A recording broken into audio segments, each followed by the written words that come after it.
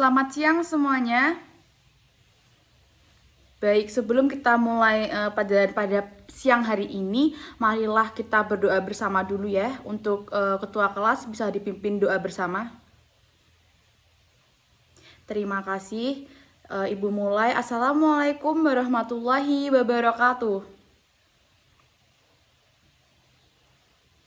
Apa kabar semuanya? Sehat? Alhamdulillah sehat ya. Dalam pertemuan kali ini, kita masih membahas mengenai konsep dasar ilmu ekonomi. Namun, dalam pertemuan kali ini, kita akan membahas mengenai masalah ekonomi atau yang disebut dengan kelangkaan. Nah, pernahkah kalian mengantri premium di SPBU? Atau pernahkah kalian disuruh ibu kalian untuk membeli gas LPG di warung? Namun setelah berkeliling dari toko ke toko yang lain, belum dapat menemukan stok LPG. Dan masing-masing toko menyebutkan bahwa mereka telah kehabisan LPG tersebut. Nah, misalnya dalam beberapa waktu lamanya tidak dapat tersedia, apa yang akan terjadi? Dalam ekonomi, hal ini disebut dengan kelangkaan sumber daya. Baik, apa sih itu kelangkaan sumber daya? Kelangkaan sumber daya yaitu kondisi di mana barang yang digunakan untuk memenuhi kebutuhan tidak tersedia atau jumlahnya sangat sedikit sehingga tidak bisa memenuhi permintaan. Lalu dapat kita simpulkan bahwa kelangkaan adalah suatu keadaan yang menunjukkan keterbatasan sumber daya berupa barang maupun jasa sebagai alat pemuas kebutuhan untuk memenuhi kebutuhan manusia. Lalu, kenapa bisa terjadi kelangkaan? Tentunya ada banyak penyebab kelangkaan, yaitu sumber daya yang terbatas atau kebutuhan manusia tidak terbatas. Adapun faktor-faktor yang menyebabkan kelangkaan, yaitu yang pertama, perbedaan letak geografis, yang kedua, pertumbuhan penduduk, yang ketiga, kemampuan produksi, yang keempat, perkembangan teknologi, dan yang kelima, terjadinya bencana alam. Selanjutnya, Ibu akan menjelaskan mengenai faktor yang menyebabkan kelangkaan. Perbedaan letak geografis. Misalnya di negara Timur Tengah yang kaya akan minyak bumi, sedangkan daerah Asia seperti Indonesia kaya akan rempah-rempah, sayuran, dan buah-buahan. Lalu ada pertumbuhan penduduk. Misalnya di dalam suatu keluarga memiliki anggota lebih banyak dibandingkan kemampuan ekonominya. Tentu akan terjadi keterbatasan saat memerlukan sesuatu barang. Maka mereka akan memikirkan jumlah anggota keluarganya, apakah cukup uang yang ada untuk memenuhi kebutuhan anggota keluarga. Selanjutnya yaitu kemampuan produksi. Setiap daerah memiliki kemampuan produksi yang berbeda-beda. Hal ini disebabkan karena setiap daerah memiliki faktor produksinya masing-masing. Faktor-faktor produksi ini meliputi sumber daya alam, sumber daya manusia, kewirausahaan, dan modal. Misalnya, sayur-sayuran dan buah-buahan di Kalimantan Selatan masih harus dikirimkan dari daerah Jawa seperti Malang dan Bandung. Faktor yang terakhir yaitu bencana alam. Faktor bencana alam meliputi gempa bumi, tsunami, bahkan kekeringan. Yang sering kita alami yaitu kekeringan. Seperti di daerah Kintab ketika memasuki musim kemarau, air bersih akan menjadi langka.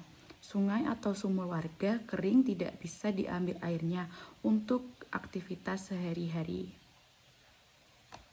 Lalu bagaimana cara mengatasi kelangkaan tersebut? Yang pertama, memanfaatkan sumber daya dengan bijak. Yang kedua, membuat skala prioritas. Yang ketiga, menemukan sumber daya alternatif. Yang keempat, mengelola keuangan secara efisien. Selanjutnya, Ibu akan menjelaskan bagaimana cara mengatasi kelangkaan. Yang pertama, yaitu memanfaatkan sumber daya dengan baik, yaitu tidak melakukan eksplorasi secara besar-besaran. Misalnya suatu daerah memiliki sumber daya yang menggiurkan, misalnya daerah Kintab yang kaya akan sumber daya batu bara. Ketika kekayaan tersedia dengan melimpah, tentunya kita bisa mengeksplorasi dengan baik, tidak menghabiskan kekayaan begitu saja sehingga tidak bisa dimanfaatkan di kemudian hari. Yang kedua, membuat skala prioritas.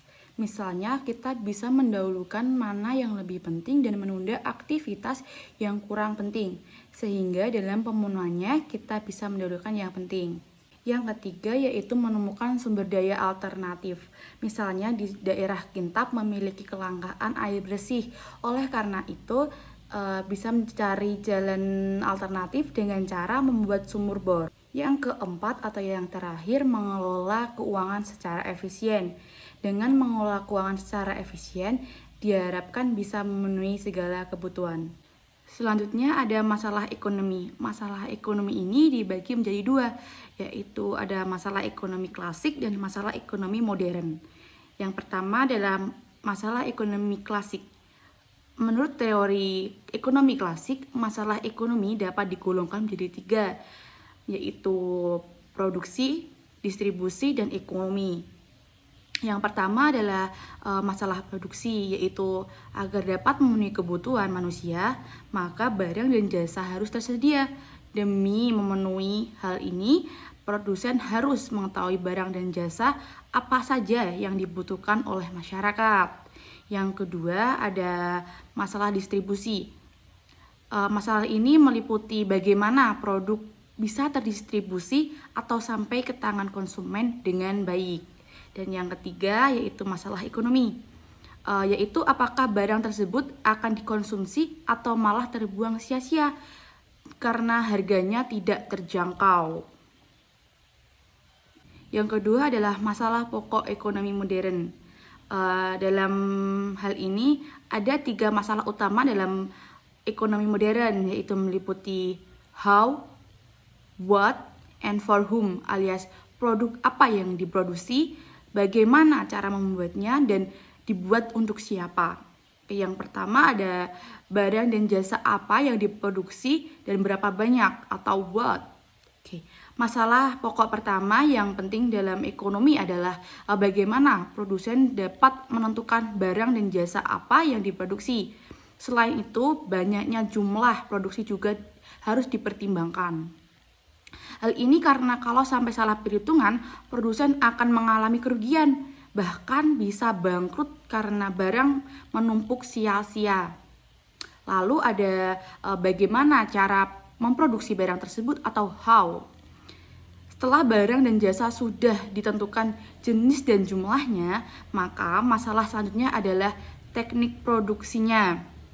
Dengan sumber daya yang ada, produsen harus bisa menentukan teknik produksi yang paling efisien untuk mereka.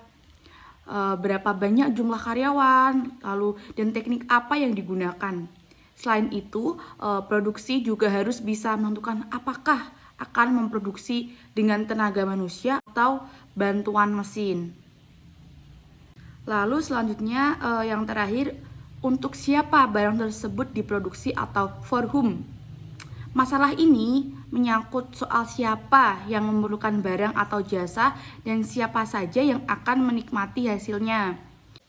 Ibu akan menyampaikan kesimpulan dari materi yang telah kita bahas bersama, yaitu yang pertama, pengertian kelangkaan. Kelangkaan dapat diartikan yaitu suatu keadaan yang menunjukkan keterbatasan sumber daya berupa barang maupun jasa sebagai alat pemuas kebutuhan untuk memenuhi kebutuhan manusia.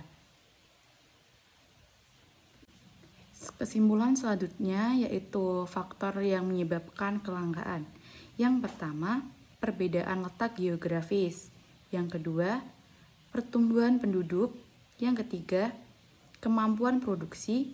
Yang keempat, perkembangan teknologi. Dan yang kelima, bencana alam. Lalu kesimpulan terakhir yaitu mengenai cara mengatasi kelangkaan. Yang pertama, memanfaatkan sumber daya dengan bijak. Yang kedua, membuat skala prioritas kebutuhan. Yang ketiga, menemukan sumber daya alternatif. Yang keempat, mengelola keuangan secara efisien. Baik, sebelum mengakhiri kelas pada siang hari ini, Ibu akan memberikan kuis untuk kalian supaya kalian jauh apa sih kalian bisa memahami materi yang telah Ibu sampaikan. Dengarkan soalnya baik-baik ya. Soalnya adalah para pelaku ekonomi saling berinteraksi dan berhubungan dengan melakukan kegiatan ekonomi. Tanpa adanya interaksi di antara mereka, kegiatan ekonomi di seluruh dunia tidak akan berjalan. Lalu siapa sajakah para pelaku kegiatan ekonomi tersebut? Silahkan kumpulkan jawaban kalian dalam bentuk PDF. Ditunggu sampai jam 6 sore. Baik, untuk hari ini kita cukupkan sampai di sini. Semoga apa yang sudah kita bahas bersama ini bisa dapat dimengerti dengan baik dan bisa bermanfaat untuk kita semua. Baik, Ibu akhiri. Jika ada salah kata, Ibu mohon maaf. Wassalamualaikum warahmatullahi wabarakatuh.